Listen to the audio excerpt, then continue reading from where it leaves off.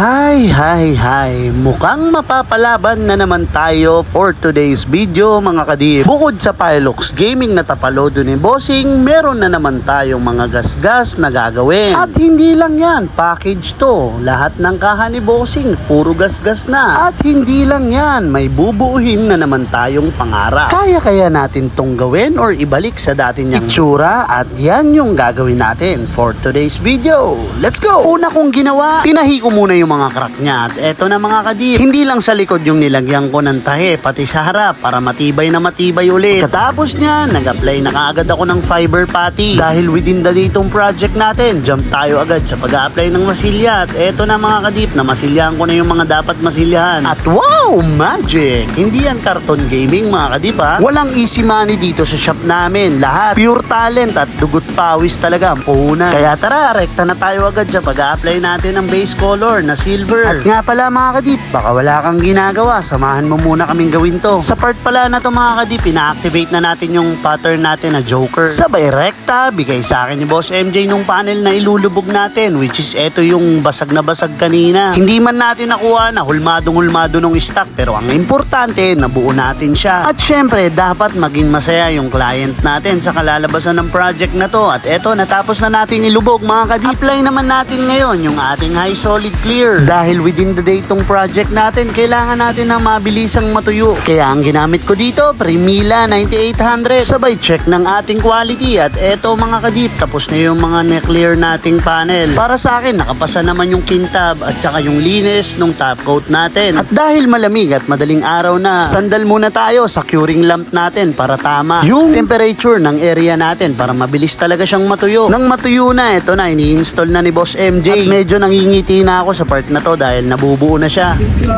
Good morning my neighbor. Boss, good morning. Walang yan. Boss, tapos na yung project natin. Kaso, inumaga na tayo. Literal na inumaga na. Alas alas 6 na, boss. Hindi naman tayo may problema. Yung yung pinagawan mo nung tawag nito? Ang busina. So, ayan. I-reflex na lang sa dulo ng video na to yung unit ni Bossing. So binabalik na nila kasi nagkaroon ng aberya. So ayan si Bossing, pauwi pa lang, yari ka sa business. Pangalan pala ni Boss? Mar. Si Boss Mar, taga saan? Sa Taytay. Okay, so ayan Boss Mar, tapos na yung unit mo. Ayan, Joker na Mio Soul ito, no? So parate ako 1 to 10. So 10 boss. 10 nakakuha natin, perfect. So baka may shoutout si Bossing. Shoutout sa Renatos Place. Ayun, at saka shoutout sa nagkabit ng busina ko. Boss, maraming salamat sa inyo.